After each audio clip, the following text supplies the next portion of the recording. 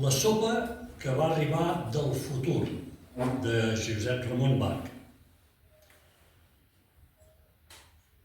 Tota la família estava asseguda a taula quan la mare va entrar amb la sopera. Avui, fills meus, tastarem la sopa que ens ha enviat l'oncle Robert des d'Amèrica, un nou invent d'aquell país. És una sopa preparada que només cal afegir-hi aigua i fer-li arrencar el bull. En fruïció, tots van engolir aquella menja exòtica i saborosa. Eren dels pocs elegits que, en època de privacions, podien gaudir dels invents de la modernitat acabada la guerra. A Barcelona era una ciutat aïllada i trista.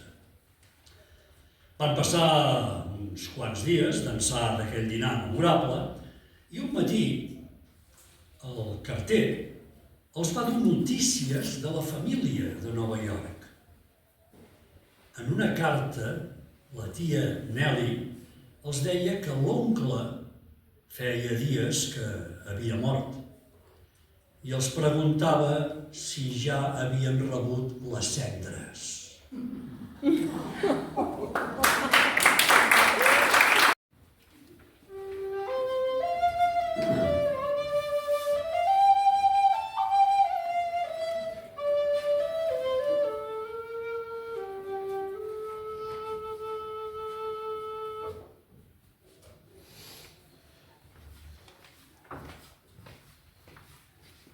Bona tarda. Els llindars de la societat. Fuera! Aquelles dues síl·labes, modulades amb l'histrionisme de la por i del rabeig, copejant-me amb cadascuna de les seves 5 lletres, una darrere l'altra, s'apregonaren a la meva ànima i m'obligaren a regirar-me per molt que un xiu-xiueig en supliqués calma.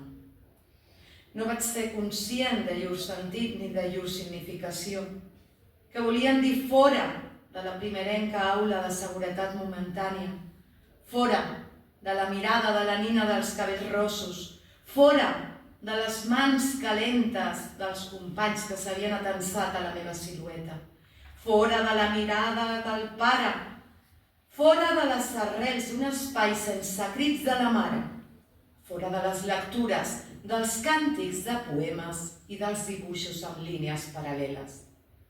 Vaig voltar-me i vaig reprendre els cops de puny a aquell cos que havia pogut ser de qualsevol altre, sense raó, sense sentit, només perquè la fúria puja de cop per la gola i s'instal·la als dits, igual que una espurna fa que la foguera cali foc, i jo torni a ser, com sempre, fora del cercle, als llindars de la societat.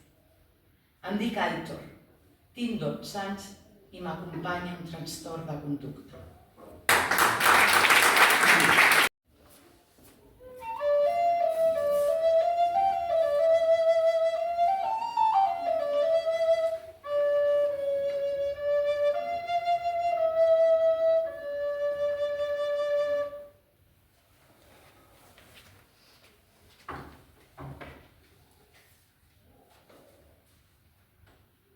Què farem? Quins nervis la primera vegada. No puc cometre cap error. Vinga, vestit verd de flors, ben ajustat, una mica vaporós pels malucs, millor. I per combinar, sí, les arracades de malquita. A veure, on són? Aquí, sí, aquestes. Genial. Ara ve la feina més complicada. A veure com arreglo jo aquesta cara. Vinga, base ben escampada i apa cap als ulls. Ombra aquí, ombra allà. No tinc el perfilador verd? No pot ser, l'he de tenir. Sé que l'he de tenir. Ahir el vaig fer servir. Merda, me'l devia deixar a classe. Amb el vestit verd havia de ser el perfilador verd. Però és igual, apa, perfilador negre i s'ha acabat. I ara les pestanyes, arrissades amunt, rímel... Sí, senyora, molt més vius aquests ulls ara. Una mica de coloret, no massa, no oblidis la màxima, menges més. Vinga, i només queden els llavis. Mare meva, quins llavis més pàl·lids. A veure, això s'arregla amb un to rosadet, ben natural. Perfecte. Unes gotetes de perfum. Ei tu, la nova! Va, que la família de la sala 2 ja ha arribat. La tens a punt o què?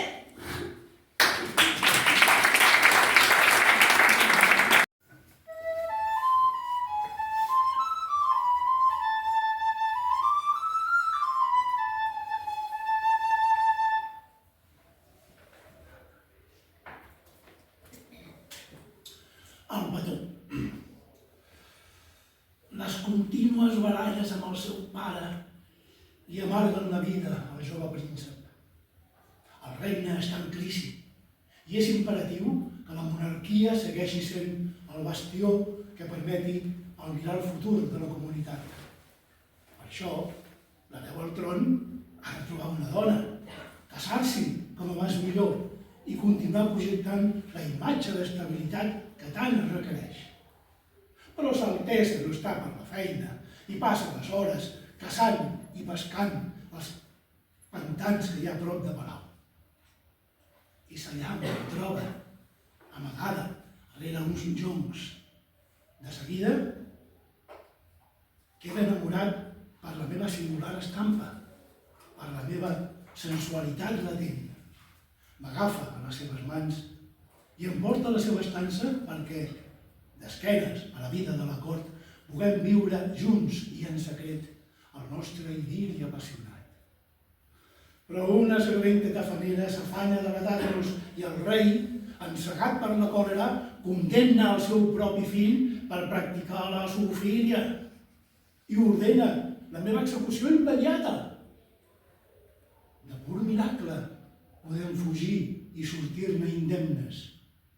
Un cop fora de perill, gaudim a vessar del nostre amor en una cabana solitària, perduda enmig del bosc, fins que una mala digestió acaba amb la meva vida. Amb el cor destrossat pel dolor, el meu enamorat es disposa a enterrar-me al jardí que hi ha davant de casa. I és llavors quan aquell malparit curt de gambals se li acut fer-me un petó.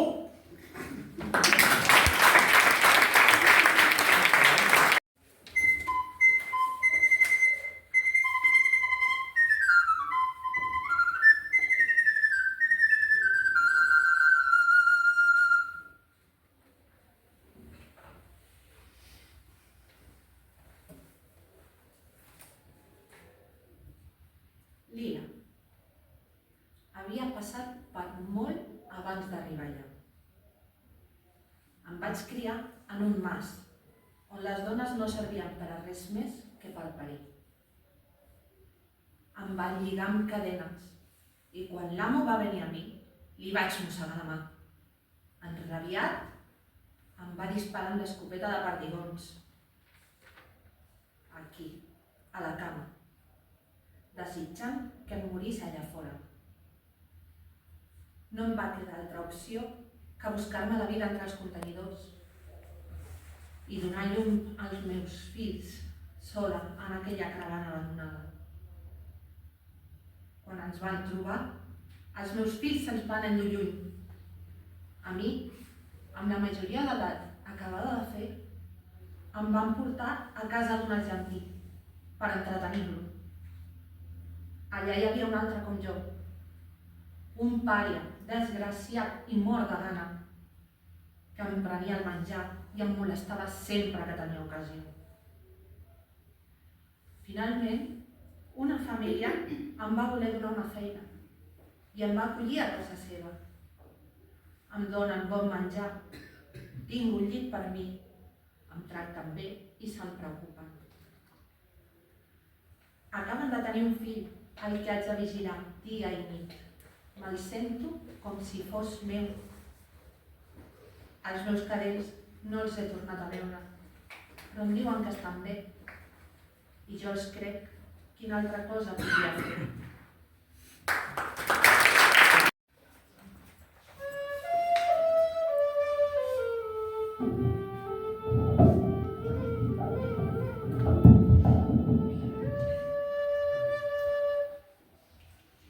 Una actriz de Oscar.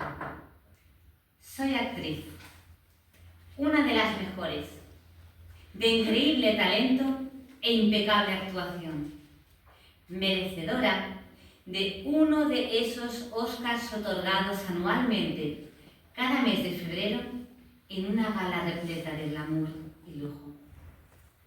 Lo soy desde hace tantos años que para mí ya no hay secretos en el arte de la interpretación. Si un director me estudiara atentamente, observaría que bordo tan a la perfección mis papeles que no se distingue quién es el personaje y quién es la actriz. Sin embargo, no creo que hayáis oído hablar de mí. El despertador está sonando. Me levanto y comienza la función. Actúo durante todo el día en una profesión tan exigente como desgastante, pero muy reconocida. Todos saben que soy la perfecta esposa, la abnegada madre, la empleada leal y trabajadora, la que siempre tiene una sonrisa en los labios, la que nunca está cansada ni agobiada. Sí, soy actriz, y como tal, una vez al día, las luces se apagan para mí y cae el telón. Pero no hay aplausos para esta gran actriz. Solo los ronquidos de mi marido y el estruendo del camión de la basura al recogerla debajo de mi portal. Sí, cae el telón. Pero como la gran actriz que soy, mañana comenzaré una nueva función.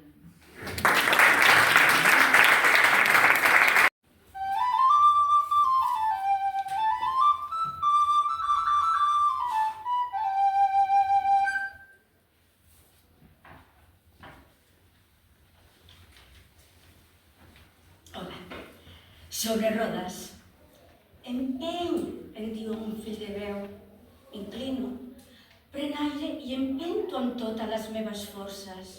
Es llisca sobre el paviment humit. L'olor a terra mullada desperta el nostre record d'aquell dia que també plovia. Viatjàvem amb moto. Per les costes del Garraf sortejaven els cotxes, feliços i excitats per la velocitat.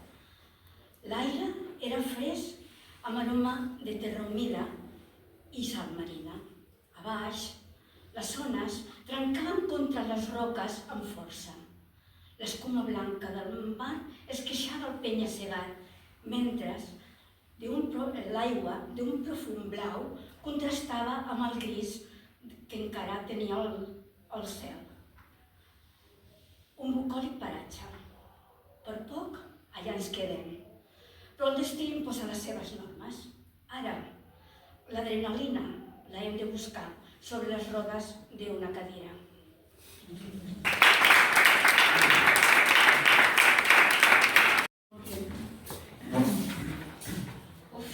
Déu-n'hi-do, Déu-n'hi-do, impressiona. L'Arturo Sánchez ens presentarà la carta. No esteu encuriosits per saber quin missatge s'hi amaga?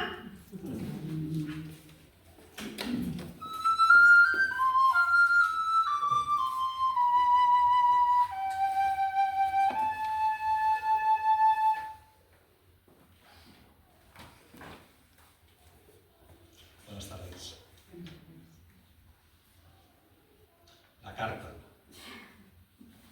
Aquel hombre oscuro y solitario escribió una carta a modo de despedida que metió en un sobre poco antes de morir. Era conocido por todos el talento que disfrutaba ese hombre para jugar con las palabras. La expectación por escuchar sus últimos pensamientos era enorme. La persona elegida por el escritor para leer la carta era una mujer desconocida en la ciudad. La gente se multiplicaba alrededor del escenario. La mujer cogió el sobre, que estaba en una pequeña mesita a modo de atril, y empezó a leer para ella misma la carta en un silencio irreal, como calla el viento justo antes de la tormenta. En el vaivén de su pecho se apreciaba que hacía las pausas justas, ordenadas según la puntuación del escritor. La muchedumbre que ya abarrotaba la plaza se veía reflejada en los ojos verdes y cristalinos de la mujer. El aire movía las hojas de los plataneros que custodiaban el recinto cuando, rompiendo la paz de la espera, alguien de las primeras filas inició un aplauso que invitaba al resto y a la mujer, que leía y ya lloraba abiertamente en silencio, a que empezara la lectura que todos estaban esperando. En lugar de eso, la mujer levantó la vista arrasada por las lágrimas y fue doblando la carta hasta dejarla en una cuarta parte de lo que era. La depositó en la bandeja y con un mechero que sacó de uno de sus bolsillos, prendió fuego a la carta. El talento de aquel hombre siguió intacto al comenzar la tormenta.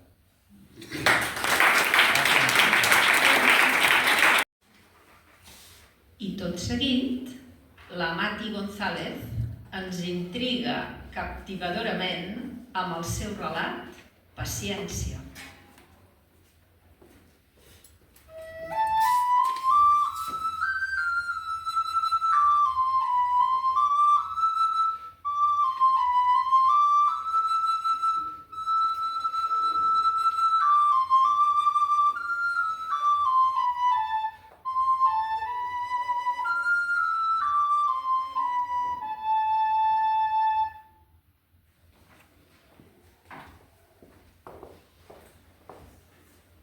Paciència.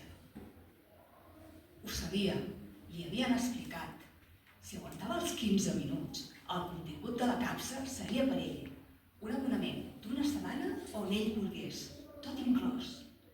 Però, si no volia esperar, hauria de ficar la mà dins d'una altra capsa, a veure què hi trobava. Havia passat 1, 2 minuts, potser 3. Sabia que l'estaven filmant.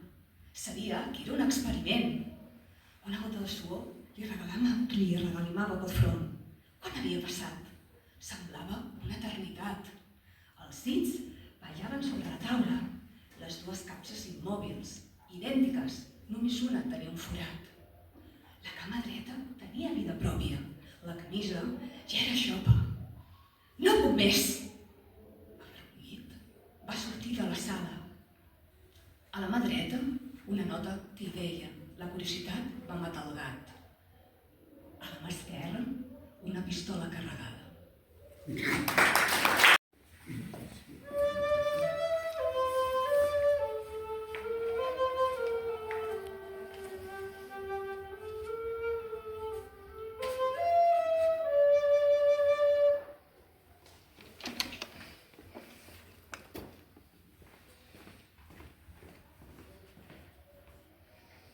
Justícia poètica.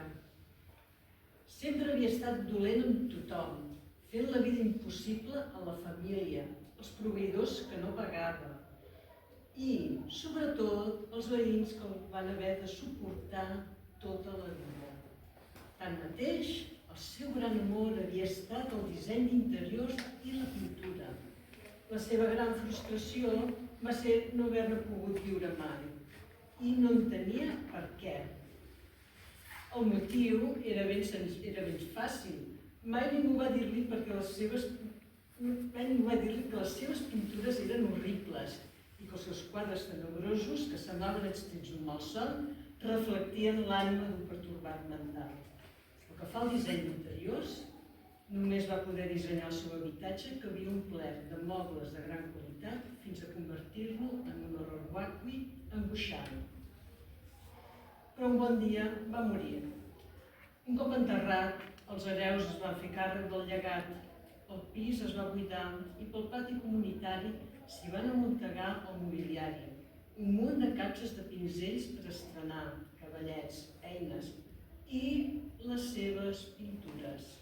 Ara, des de l'infern, rabiós i sulfurat, es veu obligat a contemplar impotent com els seus antics veïns es van repartint part dels seus objectes, com estan desmantellant el disseny d'interior de casa seva que tant goig li feia. I el pitjor de tot és veure com cremen les seves pintures amb gran satisfacció de tothom. Però tot això no ho sap ningú.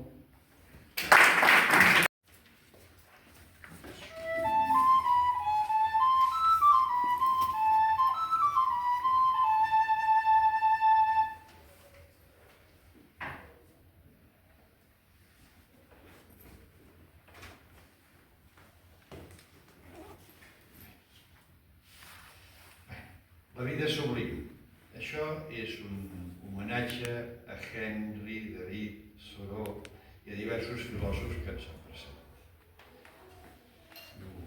Vaig anar a viure als boscos per descobrir l'autèntic sentit de la vida. Volia saber si durant la meva vida civilitzada havia viscut o havia estat un frau. Dins dels boscos i sense cap veí a la vora, vaig veure que només necessitava 4 coses per viure: aigua i menjar senzill, roba d'abric, construir-me una petita... I l'Encarna Cebes Arranz ens porta el tren, però és un trajecte que flueix, no és un Rodalies. El almanaque.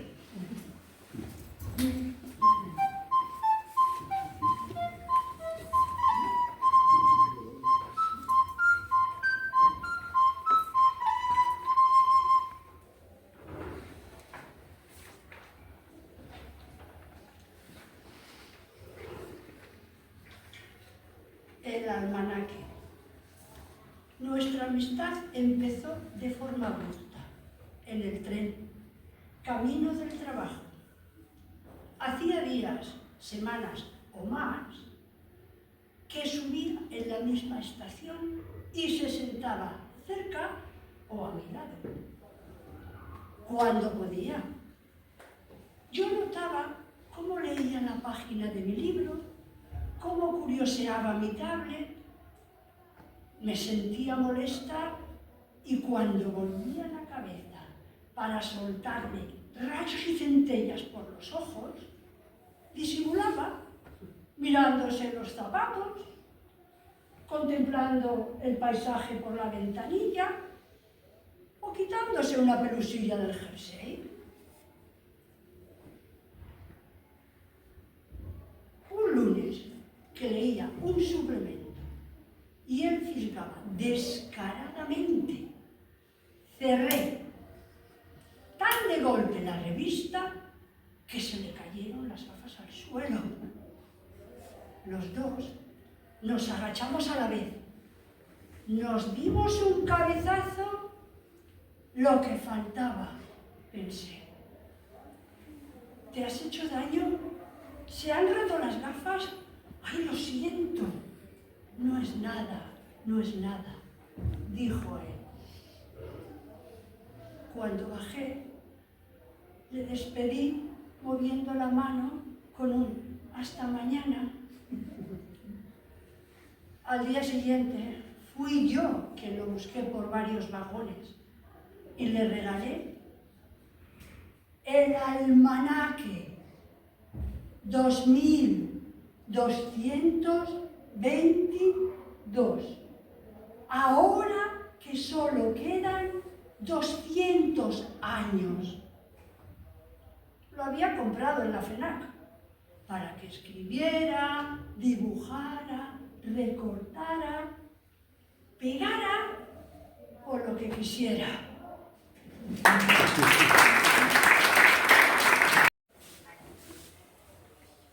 L'Antònia García Lago ens presenta Dibujos, que aquests siguin efímers, la narració queda gravada segur en la memòria.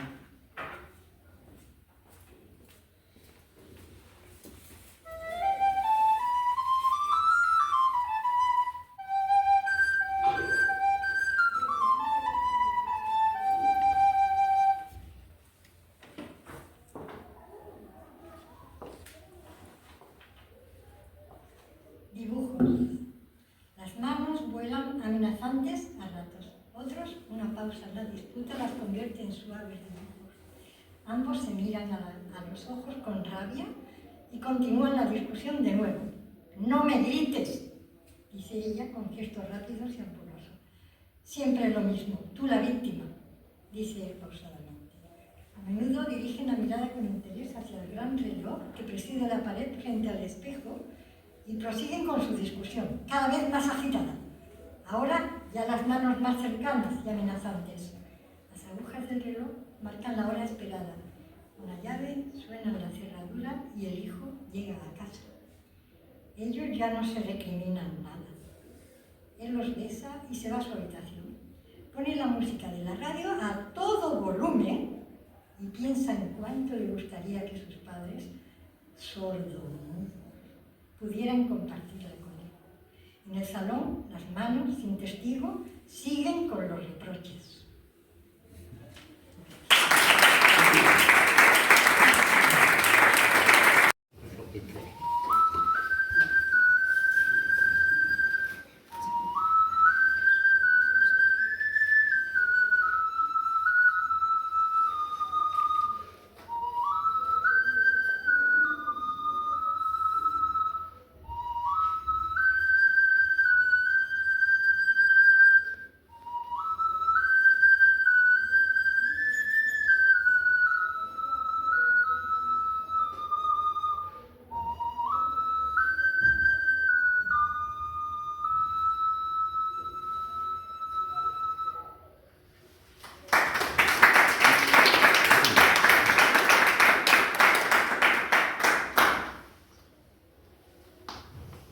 Puta Cristina o les fantasies de l'avi Carlos.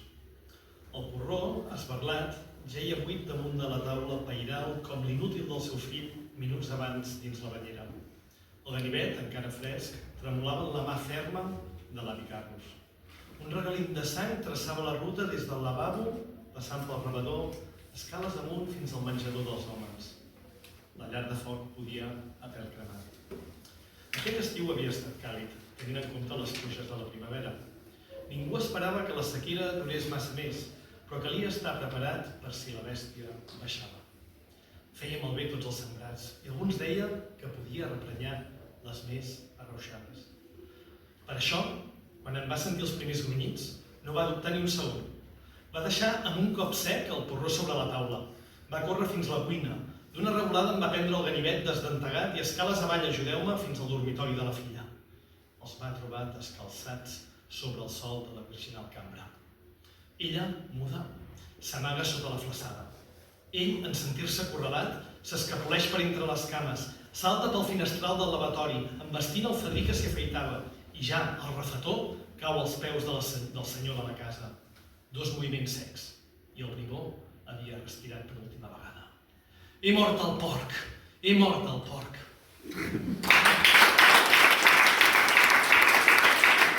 Que el titulen Agulles, d'en Damià Verdera. Diu que aquell nen era diferent de la resta, ho vaig veure de seguida.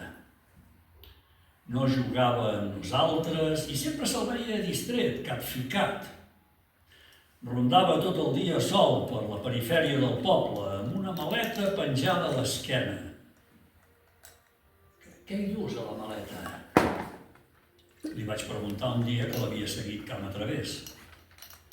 Em va mostrar tot un arsenal de pots de vidre. Pots de totes les mides, amb etiquetes escrites a mà. Grills, papallones, escarpats, mosques... Aquella tarda vaig ajudar-lo a caçar-ne i em va convidar a entrar a casa seva. Tenia les parets l'habitació folrades de suro, corulles d'insectes travessats per agulles de cosir roba. A partir d'aquell dia ens vam fer amics. Jo era, de fet, el seu únic amic. Durant anys vaig poder observar l'evolució. Primer, insectes petits. Després, insectes més grossos. Ocells, peixos, amfibis, rèptils. I l'última vegada que el vaig anar a veure, d'això ara ja fa molt temps, petits mamífers. El van trobar penjat al garatge de casa seva a tocar d'un mico i vora de 2 ximpancers.